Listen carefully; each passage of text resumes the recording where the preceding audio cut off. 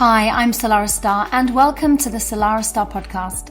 With over 20 years of experience, I've had the privilege of working with thousands worldwide and sharing my expertise across various media platforms. This podcast is your go-to resource for mastering manifestation and unlocking your ultimate magnetism. Hit subscribe so you never miss an episode, and let's dive in.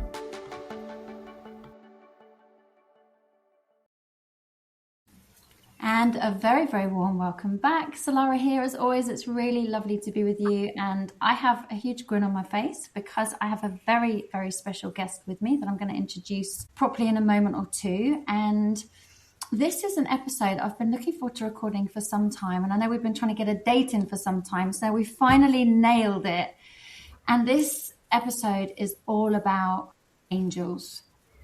Whether you know about angels yourself, whether you're simply fascinated about learning a little bit more about them, this is something that has made a massive difference in my life. I've had a couple of big experiences that, without a shadow of a doubt, angels absolutely exist. And I was just saying to Kirsty, who is my special guest I'll introduce properly in a moment, that when I was 13, I actually had a t-shirt that said angels exist across the front of it. And little did I know that actually back then I was tuning into something that I now know to be absolutely true and real.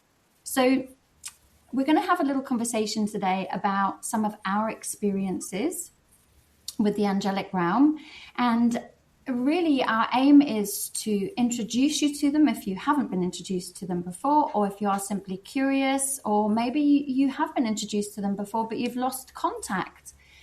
They are absolutely remarkable beings that can help us with so many different things, whether it's losing our keys, misplacing our phone, or some of the bigger life navigations that we go through. We need a bit of extra help. They are there and they are on hand. And my beautiful friend Kirsty today is going to help give us some deeper insights into who they are and what they can do and how they can help.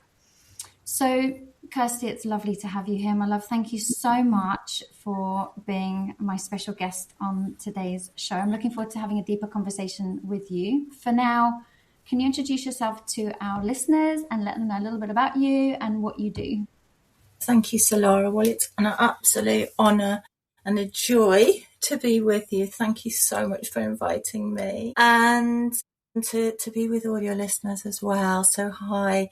It's kind of funny. We were just joking with each other before we came on air about how difficult it is to describe what we do sometimes, because it's quite, I think we're living in a time where we're almost creating our own paradigms, our own, it's very difficult. So I will try my very best to describe what I do and who I am. So yeah, I mean, my essential drive really is to help people to recognize their divinity, to recognize that they are these beautiful, unending souls that I've chosen to incarnate at this time, and how powerful and magnificent they are. And I do that through a variety of sort of different ways, really. One of the principal ways is I'm blessed to be an angel healer and teacher in this beautiful system called angel healing that our mutual friend Callista brought through. And I also sort of hold space locally as a priestess for people in groups. I teach Kundalini yoga.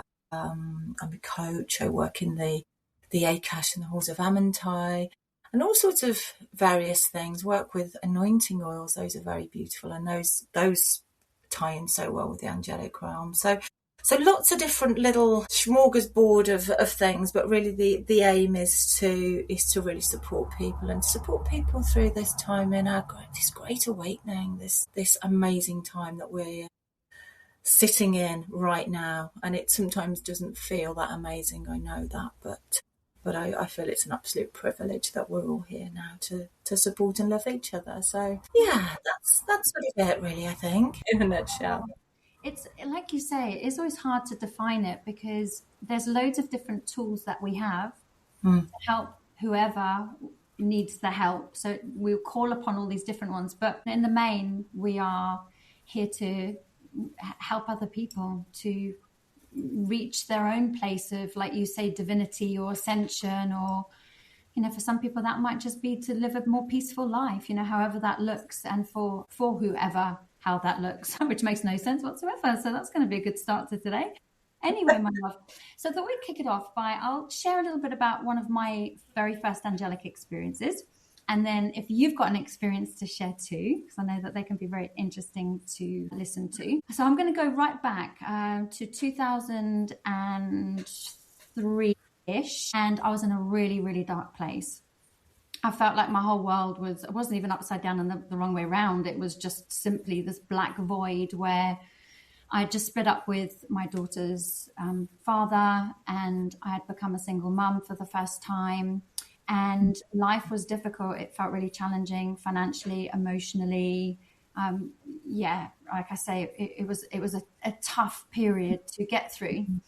And I just started meditating because I'd heard that it helps with your mind and your body, but also I was very interested in the kind of spiritual side of it too. I'd not long gone for a reading with a medium who was kind of like the new guy on the block and was apparently really good at what he did. And this particular mediumship reading I had, it blew my socks off, because he knew things that you just wouldn't know unless you absolutely knew me intimately. Stuff I hadn't even told my closest friend that had happened. It was a little bit embarrassing because my dad was in the meeting with me, so kind of disclosed stuff. I was like, I kind of really didn't want Dad to know that. But anyway, it really opened up my eyes to that there is more to life than what we can see, feel, and touch in a nutshell. Anyway, he said to me, you are connected and you have a special gift, which I believe we all do. And he said, if you meditate, then you'll be able to connect with the spirit world. And I was like, oh, okay.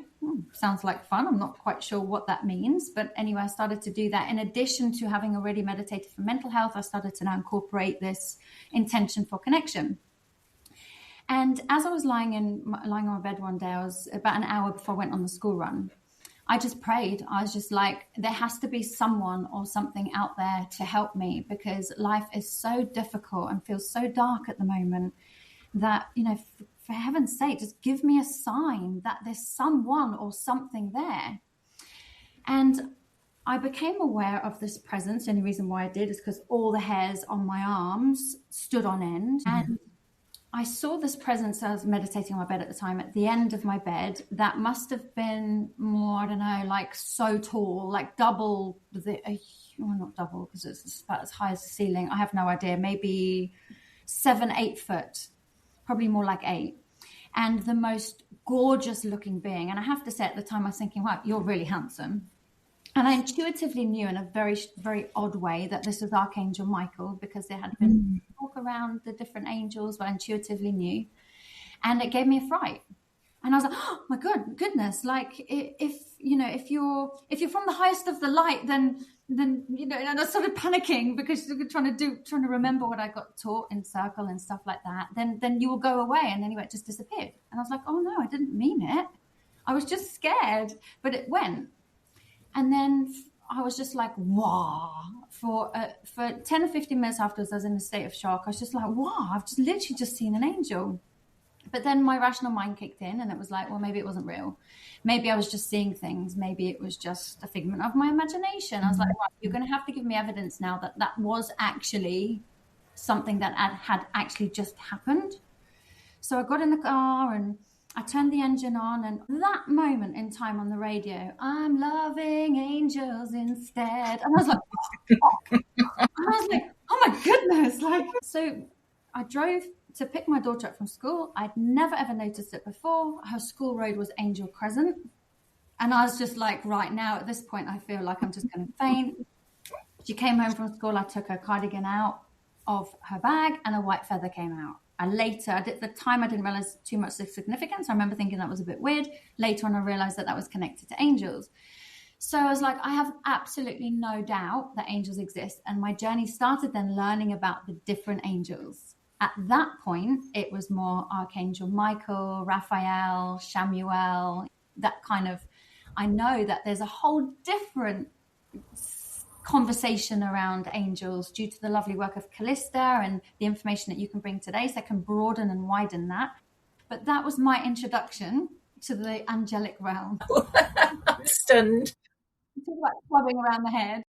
talk about show me a sign. Please show me a sign. What? That is so gorgeous. What an amazing experience. And, you know, I totally honour the fact that you were scared, because I think this is one of the things, isn't it? People think that angels are these fluffy, soft things, and Archangel Michael, especially, as we know, he's this big brother who protects us, and to be able to see with your actual physical eyes is such a gift, such an honour. So wow, that is beautiful. No, it's feeling how, because I know everybody's is different. It's all different. What was your first? Yeah, well, it wasn't quite that dramatic, actually, although visually, but it did have a big impact on my life. And I really, you know, thank you for sharing about your dark place, because I think this is the time when many of us start to have that connection, because they step in straight away, don't they? They're absolutely there. As soon as you invite them in, they're there. And for me, it was sort of quite a gradual thing, really. I'd always had a curiosity around them growing up, but very much kind of saw them as part of the church, really, and as part of religion. And by that, I mean sort of the big three organized religions: Christianity, Judaism, and Islam. There we go. And I connected them only really with those organized religions. But I guess quite a way down my spiritual path. I was in my 40s, and I taught yoga for many years, and I'd worked with, you know, various things, various gods and goddesses and deities and all of that, and the angels had never really come in. But I, like you, I was going through quite a dark place. I was on my very long journey to entice my beautiful daughter to come to Earth, and I think it had been a long journey, and I know that this is common to so many. Unfortunately, so many people have to go through this, but I was, without going into too much clinical detail, I was in the middle of receiving some fertility treatment, and I had undergone a few losses, and I was really this was sort of the last attempt, really, that I thought this was my last chance. And I always, during these any sort of medical it wasn't an operation, but any medical procedure, I always take myself off into this sort of meditative state. And I went from a place of being very low and doubting that I was ever going to become a mom, to having this, and I usually tear up when I tell this, but having this overwhelming knowing that I thought it was going to be a he, I thought she was going to be a he, but that I would have this baby, and I didn't know how, I didn't know when. But I remember seeing this peachy, golden cloud light in my third eye, in my imagination, and just this overwhelming feeling of being unconditionally loved, and just knowing that this soul was there. See, I'm going to tear up. Anyway, fast forward sort of 2 years on, and I was pregnant, and this time it was a success. And all the way through my pregnancy, up until we were sort of myself and my husband were given the gender, I had this name Gabriel in my head. I was like, I have to call him Gabriel. There's no other name. And then I had a list of 21 girls' names, but just one boy. And I knew, I was like, that's it, I have to call him Gabriel. Anyway, he became a she. So she wasn't to be called Gabriel. Although I could have called her Gabriella, I suppose. But anyway, I didn't. And it was about 2 months after the birth, and I really got the calling to just deepen with the angels and deepen into the knowledge of them. And I started reading about Gabriel, and I was just absolutely knocked over. And this was my sign that I was being called by them to work with them. And he is, of course, one of the angels who cares for pregnant women, who looks after fertility, who takes care of sensitive children, of psychic children. And I realised that he had been protecting me through my pregnancy, and he helped to bring her to Earth. And that was it for me. And I was like, oh my gosh, thank you, thank you, thank you. And that was it. I was absolutely then hooked on knowing more, deepening the relationship. And from then on, yeah, I just found Callista and trained as an angel healer, and then trained as a teacher. But it was so much more than that. I think once you, and this is something we'll probably talk about, you know, we can explore this a bit more. Once you start that connection, once you invite them in, they affect every part of your life positively, and you know, they just enhance for me every moment of my day. But that was the initial. Wow. As you were speaking, I thought of so many women I've known over the years who have gone through similar experiences. And it's really interesting, like you just had that feeling, that absolute knowing. Mm. It's just a knowing, you know, Yeah. like that's so incredible. And Yeah. that's a good exercise actually, like from, you know, trusting your intuition versus, you know, like a fear-based will, if you like, is that is something that you can now, you'll know when you know, because you knew that you knew so profoundly at that moment. But thank you for sharing your journey as well, because that is, it's a really tough journey that you went through. It's so challenging. And look at the gift. I know. And I thought that because Gabriel, isn't Gabriel also the messenger, God's messenger? Is that right? He is, Yeah. yeah, absolutely. It was like he was there, like with a message, you are going to have a baby. Like, I don't know what his voice was like, but you know, Yes. and it's so interesting, isn't it? Because is it also true that the angels don't necessarily, that they're sexless? Yeah. We kind of almost like with Archangel Michael, it's kind of, I don't know, like, can you explain a bit about that? That would be something I'd love to learn a bit more about, because we see Archangel Michael, and to me, what I saw was a very masculine energy. But then I also, over the years, have heard that actually they're not, they don't have a designated sex. Yes. Yes. Absolutely. Yeah. And this is something that I'm really passionate about, really exploring and opening up. And again, we have to Callista to thank. She basically brought through the female archangels, and we now understand them as, if you like, two sides of the same coin. I mean, if you think of us, we have the divine feminine, we have the sacred masculine energy running through each one of us, irrespective of our gender.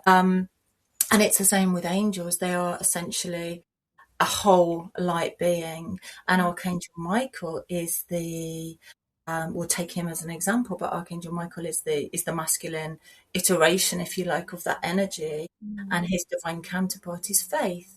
So she is the same. She serves on the same ray.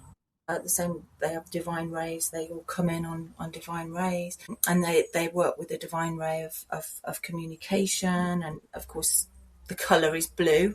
Michael is always connected with that blue color, which is the throat chakra, the communication, the protection, and Archea Faith completes that whole, if you like. And once you, it's so interesting because they have very similar feelings. And this is probably something we can talk about as well, how you know you're in the presence of an angel.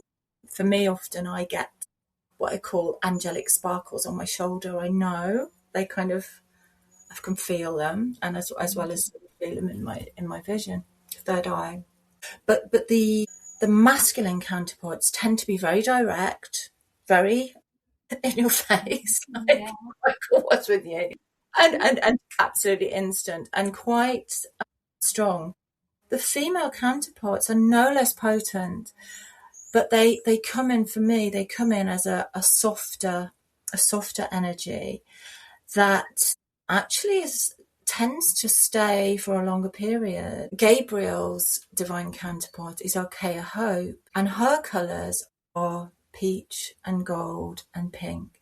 And I believe it's those colours that I saw when I was waiting for my daughter. So yeah, and I think we're in this period, aren't we, whereby we're coming out of 2,000 plus years of toxic masculinity, and that's no inference on men, but the patriarchal systems that we've all been born into, and that we've probably spent many lifetimes in, are now dissolving, and the divine feminine energy which has been coming through the planet and from the heavenly realms for really the last 10 years or so, is coming now into balance, to bring that balance, so that we have now the opportunity to bring through this divine masculine energy and this divine feminine energy and bring our world into balance. And this is why it's so wonderful to be able to work with the female archangels, because they do give this absolute balance in energy, and of course they help us to find that within ourselves. We were talking earlier, weren't we, about the absolute beauty of when you see someone being in an absolute state of peace within, and balance and love and joy and all of those beautiful frequencies. You feel that when you're in their presence, and how wonderful our world would be if everyone were. There would be no war, there would be no separation, there would be no lack. So when we can work with the angels, it helps us to bring us to that internal state of peace, of balance, of harmony, and it all flows from there, really. So this is why they're so important, I feel. I love it. I'm writing down a couple of little notes as we're going here. I loved what you said. I loved all of it. But how do we know that we're in the presence of an angel? And you mentioned that you get this kind of sparkly feeling on your shoulders. I think that's how you described it. Well, I generally tend to get like goosebumps on my arm, which is really annoying because it highlights. Now I could probably do a bit of a wax, but anyway, that's another subject. Serves a purpose, I guess. It highlights anyway. But also, I get random songs in my head, just random songs I haven't heard for ages, and usually I only hear one line of them, and I always kind of think that I have like this choir of angels, but they're kind of like cheesy 80s kind of song playlist. So, how else? Like, what are the other common that you know of that angels are around? Like, we've kind of explored like a little bit about my journey, like random things happen. Like with the song, I was thinking about, I asked for a sign and then the song came on, and the white feather. Is there anything else that I may have missed out that people report? I think that's limited by the individual's imagination. I think you can choose your sign. You can ask them to show you a specific sign, and they will actually do that for you. But I think music is, I have that too, and I love that. And it's just, I think we might have the same angelic. Do you get cheesy as well? Pump up the jam, pump it up, and I'm like, so yeah, we might have similar teams. But music is definitely one. Feathers, I mean, absolutely. Most days, I think we all try and keep ourselves, and not in a spiritually bypassing way, but we try and keep ourselves in a high frequency state if we can. But of course we're human, and it's normal to feel different ways, especially at the moment. We can have the full spectrum of emotions throughout the day. And often if I'm in more of a desperate state, I'll look down and I'll see a feather, and I just say thank you, and it's just them saying they are there. I see them also through animals, words written on the back of lorries, random things like that. And angelic numbers, of course, I have to talk about those. So massive, isn't it? Yeah, that is massive. And the more, I think, the beauty of working with signs, and there's a particular angel called Jeremiah who helps you work with signs and synchronicities. So you can, if you're ever wanting a sign, you can ask him and he will provide you. But angel numbers are absolutely, they're just everywhere for me. So the classic one is seeing 1111 on the clock, 1111. But when you start to see them, they can be repeated patterns, they can be 222, they can be mirrored patterns, so 1331. But whatever it is, really, if you notice a pattern on a clock or on a, again, on a number plate or on the microwave oven or wherever they can appear, it's just that, for me, it's just that validation that they're there and you're being held. And you can go down the rabbit hole of looking at what certain numbers mean, and that's interesting. But for me, it's just so simple. It's just a sign that they are there and they're holding you. But you can actually look for them. I mean, if you're wanting it to make a decision, and you're saying, okay, can you give me a sign that this is the right decision? And I want this sign to be, you will get that, or you won't, and you can put a time frame on it too. It's once you start that connection and once you start that conversation with them, they will show up, and they will also put ideas into your head as well, which sounds a bit scary, doesn't it, when I say it out loud like that, but not in a negative way. I know what you mean, like a guidance. But on that subject, actually, I wouldn't mind coming back to the numbers just from sharing a bit of my own experience. But on what you said, I think that's important to put right here and right now, is they're not allowed to intervene because we have something called free will. So we actually have to ask for help. What else would you add to that, if anything? Yeah.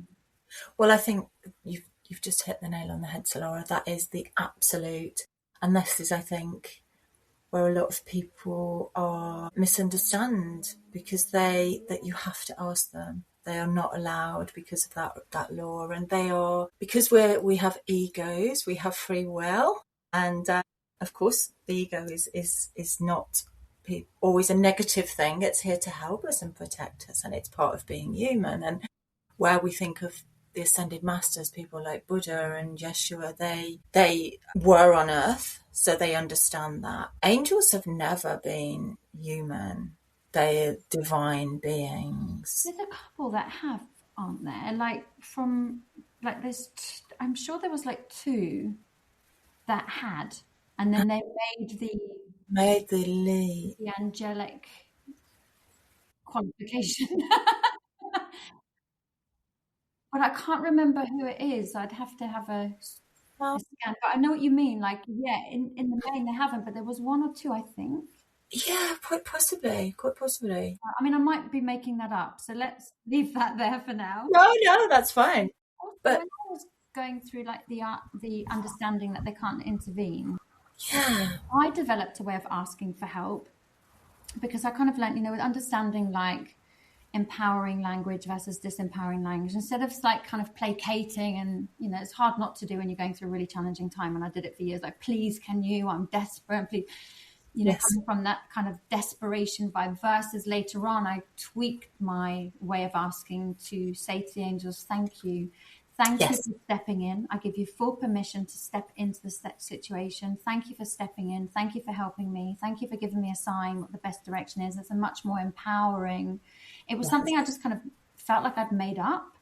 But is there actually something in that? Yeah, I think so.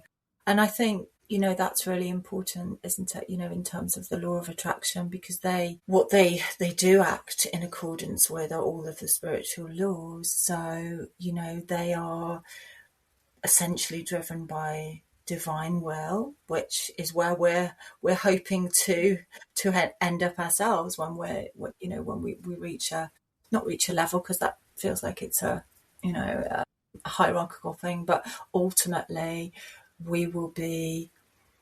we'll not give up our free will, but we'll just find that it's not a factor, because we're led by our hearts, and we're led by the will of the highest good of all. And I think that's where they're coming from. So to ask in terms of that, that place of certainty, and knowing that the help is there, the assistance is there, rather than this desperation, which does kind of keep them almost at bay. I think that's really important, Salarah.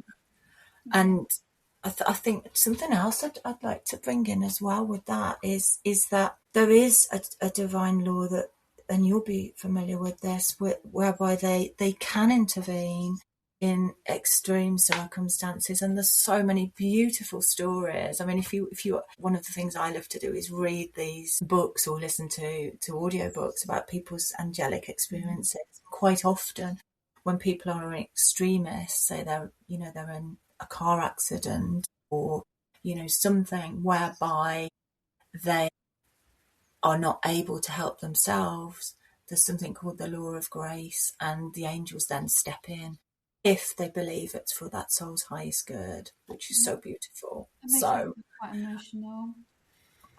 Yeah. So they there. Yeah, there's so much out there, isn't it? Like all these near-death experiences, and and I love and also like, when somebody just appears out of nowhere in the desert, and then they're like, well, who was that man? And it's like, well, what man? It's that. Yeah, it is so fascinating, and so many. Just circling back to the angel numbers. Yes. But I think that's so powerful, because somebody's listening might be, actually, yeah, I've been seeing like 1111, or over the years I've kind of created, I've noticed, whether it's a conscious creation or not, a certain relationship I have with certain numbers. For example, whenever I see 555 and wake up in the morning, I check my phone to see the time, and it's like right there, I'm like, something big is just about to happen. And it's only from experience that I've learned that when I've seen that, something big happens. Now, it's a big change. It's a big shift. I don't want to like put things into like positive or negative, because ultimately negative is positive anyway, if you view it through the lens of this is happening for me, not to me, or through me, that kind of thing. But something big has always happened when I see 555. But then also moving into, which has been my latest number sequence that's showing up ever, as 222. Whenever that happens, everything starts to balance itself. So relationships that were out of balance now suddenly start to balance. It's not always comfortable either, because it can bring things to light that needed to be dealt with that perhaps weren't. Or, like it's almost like I see, for me, 222 has been a karmic balancing.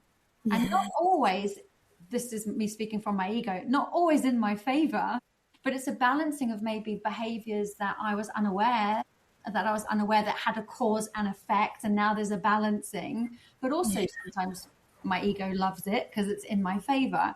So I could go on through the different numbers, but that's what I notice. Do you have like a relationship with the numbers like that? Or is it more like you mentioned earlier, which I really like, is just when you see different numbers, the angels are there, or does it mean something specific to you? Yeah. Thank you for bringing those in. I'm so with you with 555. It's almost like,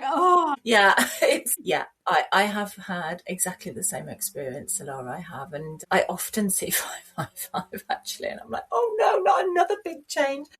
But I mean, I think we're in this time where we're changing so rapidly that 555 probably comes up quite a lot, and it'd be interesting to hear if any of your listeners have had similar experiences. But yeah, I definitely feel, and when you sort of feel into the numbers, 2 does, it is balanced, isn't it? It's the two sides, and 111 is bringing you into that oneness, that unity, that alignment almost. So yeah, I really think, and I mean, for me, I often get the mirrored numbers as well. So for me, it's so often sort of like 1221, or or 1331. And again, that to me is a similar message as 222, because it's that sort of balance, or as you say, it's a call to come into more balance, whether that's externally or whether that's something internal. But yeah, I think it's very personal, but I think universal. There's a universal meaning to some of them. So yeah, absolutely. And also circling back, this is my mind, because we've touched on so many things. I think I must come back to that. The asking for a sign. Yes. Sometimes not getting a sign is a sign. Yes. Which is annoying in itself, especially when the sign is kind of like egoic, like, oh, will I get the money? And then you don't get your sign. It's like, so, that's something that I don't really understand enough of. I just know that sometimes not getting a sign is a sign. Yeah. But the way that I've asked for signs in the past is like something along that. I think the reason why I think is because in my book it was an 80,000 word manuscript, which I then brought to 50,000, and I'm sure the signs are in there, and this particular exercise is in there, but it's basically asking for a particular sign. So, and then you saying what the sign is. And I always remember Gabby Bernstein, hers was always an owl, and I thought, well, I'll just have an owl too, because it felt like I quite like owls. So if X, Y, and Z, or if I meant to, or whatever the question is, meant to happen, I will see an owl within 24, 48 hours. Yes. And then release it. So anyway, I hopped on, I did that once. I can't even remember what it was for, but I hopped on a call with a client. And behind her, a bit like where your picture is, she had a picture of an owl. This big massive owl, and I was like, well, that was literally like 3 hours after I had said it. Yes. And how random, like who, like I'd never have people with pictures of owls normally. So no. It's kind of like, then it's paying attention, isn't it? So is there any particular sequence you have for asking for a sign? Exactly. I love that. And can I just say congratulations on your book? Thank you. How much effort and blood, sweat and tears and heart has gone into that beautiful book. So congratulations. Thank you. I have to say, I'm calling it my fourth book because there were 3 manuscripts before then. The first one was very poor me. I'm such a victim. Life hates me. All this bad stuff's happened. But I needed to get it out of my system. It was a real cleansing and a purging. And eventually the manuscript number 4 was actually useful to the world. I love that. It's the whole process, the birthing of a book. Oh, yeah. I made the finish line. I know, I am proud. Audible, that's my next project now, is the Audible. I started to kind of look into sorting my studio out, and because it's got to be really good quality and crisp and stuff like that. So that's exciting. Exciting. Thank you. Oh gosh. What did you ask me? Look at me with my pint as well. Because if I bring a normal, elegant glass, it's never enough, and I'm always quite parched. So I bring a pint, and I think, I wonder how that looks. Well, I can join you actually, because it's a hot day, isn't it? So there we go. Mm-hmm. There we go. I did try and go down the elegant route, but it just wasn't really helping. So I thought, I'm going to stick with the pint. So do you have a particular way of asking for help? I don't.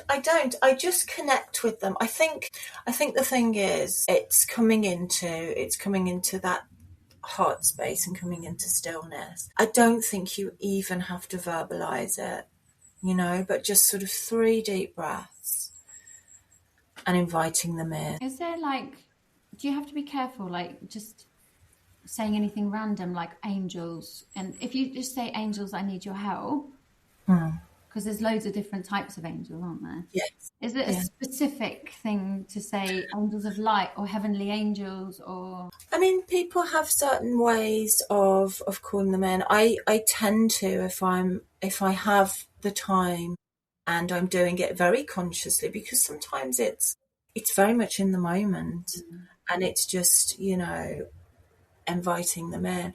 But yeah, I mean, I think it's nice to have a certain way. If I'm actually consciously working with them, I will invite in. We don't say call them in, actually. Callista's quite specific about that, because it's an invitation. We're not demanding them. I'm picking up the phone. Answer your phone. We're inviting them in. So I invite them in, and I then say only the beings that are 100% in service to the eternal living light be with us. And that tends making sure you're sorting the wheat from the chaff. Yes, exactly, and you're protected. But I think if you're working with a specific angel, so if you're working with Archangel Michael or Archangel Gabriel or Hope or Uriel or Strength, by saying their name, you're connecting. It's frequency, isn't it? You're connecting your frequency to theirs. So you're opening your field to invite them in. So I think, it's very, and I love this because it's like when you have a relationship with your friends or your family, you have a different relationship with every person, don't you? It's not sort of an homogenized thing. And I think the beauty of working with them is that the more you work with a specific angel, or Archaea as the female archangels are known, that relationship develops and becomes more subtle and more intimate, so I mean, when we're working with angel healing, we actually you actually get attuned to the angels individually. There are 34 energies, if you like, 34 angels, so 34, 17 masculine, 17 feminine, and you actually go to meet and you attune to each one in the attunement room in heaven, and that is one of the most beautiful experiences that I've ever had. The beauty to witness and to facilitate in. So that is very much a process, but they then become embodied within you. You actually feel the energies inside of you, and they merge with you. So you embody, and it's always so beautiful to see students before and after the attunement process, because they literally light up and they look like they've been to a spa for a week, and it's just so beautiful, and they look so radiant.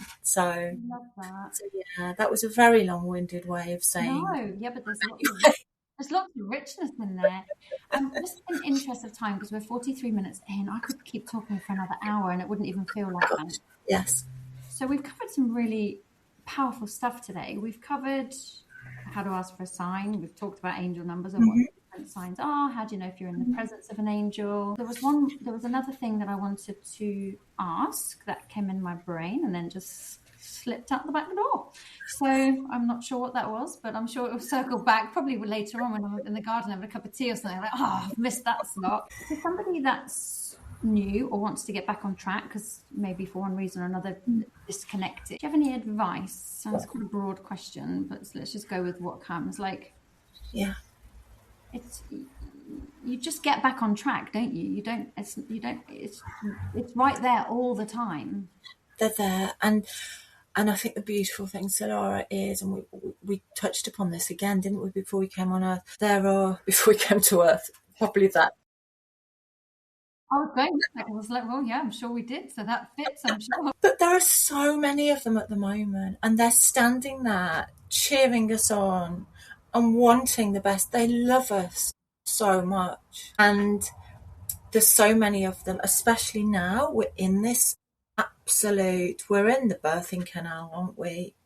For this new Earth, we're really in this time of intense change, which is so super exciting and can be super challenging as well. But they are here, and there are fresh, I believe, new beings coming in all the time. There's literally hundreds and thousands of them. So it's really just to ask. I mean, we can fine tune by saying, it's, if you have lemon in your water, or that helps the connection. If you're working with our beautiful crystal allies, of course, that this particular one is attuned to the seraphim. So when I'm working with angels, I have, this facilitates for me my connection. But we don't need any of that. We don't need any tools, really. We just need an open heart and the willingness to connect with them. I think that's for me. Do you have any sort of ways that you feel, You've pretty much covered, but what did come into my head, which I think is important as well, so that's probably from our angel friends, is there's a difference between guardian angel and then the archangels. Archaea, you say Archaea? Yeah, okay, yeah, that's it. Garage, bath, Reiki. I don't think they mind that much. Yeah, so in your, what do you have anything to share on that? Because I know that we all have a guardian angel that's been with us. I mean, correct me if I'm wrong, this is what I know, since the beginning of time. Some have two, but then there are the other angels, the ones we've been speaking about, that are also there to support. Yes, exactly that. So we each have at least one guardian angel. Some people believe up to 7, but we absolutely have. Entourage. I know, yes.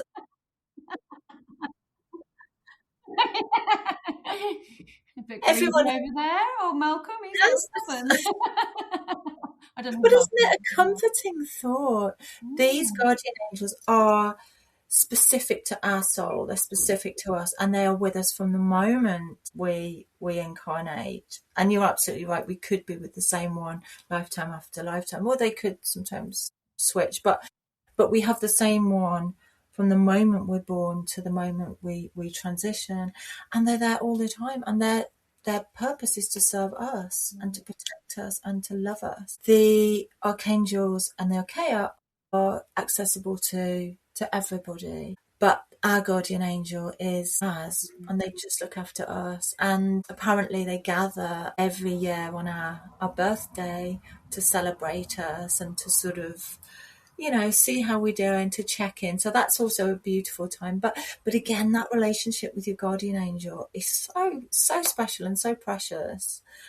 And again, it's just asking them, It's really interesting you say about them gathering, because have you seen those memes where your guardian angel's kind of got their head in their hands, they're talking to someone else's guardian angel and kind of saying, is yours as bad as yours, something like mine, mate, or something. I always imagine that.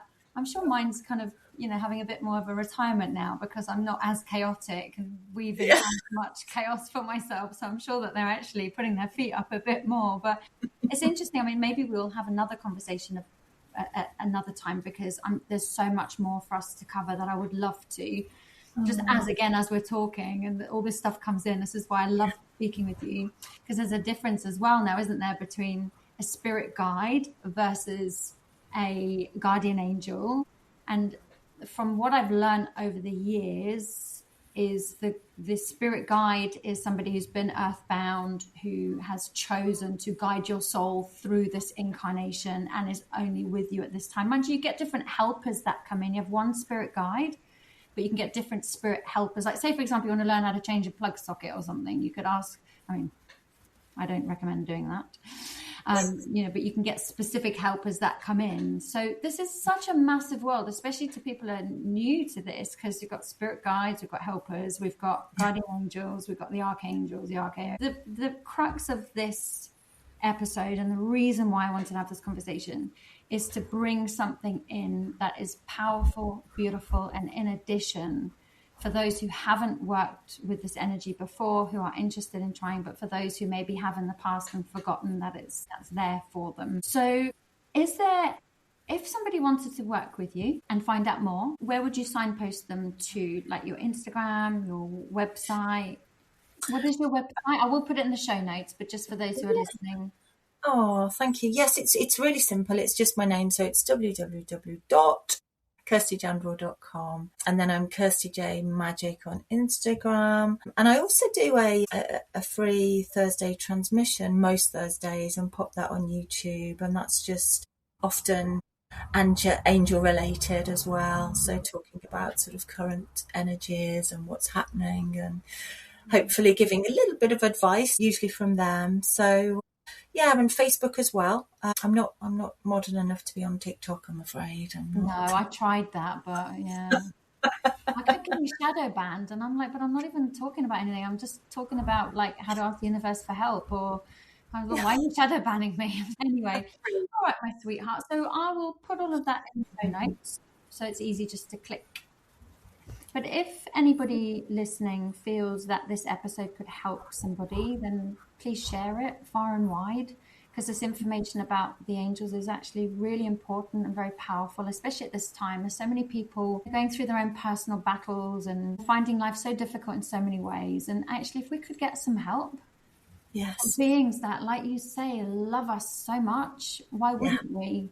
But remember, we have to ask. It's not something that they can intervene in unless under exceptional circumstances, as we've mentioned before. Kirsty, thank you for coming on today. Well, thank you, Salarah. It's been an absolute honour. It really has to do. They're there on hand, and we all need a little bit of that love and light, I think. Thank you. Definitely. Thank you, my darling. So I will be back with you all same time next week. And in the meantime, have a beautiful week and make that lovely connection, and share with Kirsty and me your experiences. And even if you've had experiences in the past, we would love to hear all about them. Absolutely. Yes, thank you. Thanks, everybody. Take care. Bye for now. Thank you for tuning in to the Salarah Starre podcast. If you enjoyed this episode, make sure that you hit subscribe so that you never miss out. And you can stay connected with me on Instagram at Salarah Starre. And for even more inspiration and explore my courses and coaching at salarahstarre.com. You deserve to live a deeply connected and fulfilling life. And it's only you that can make it happen.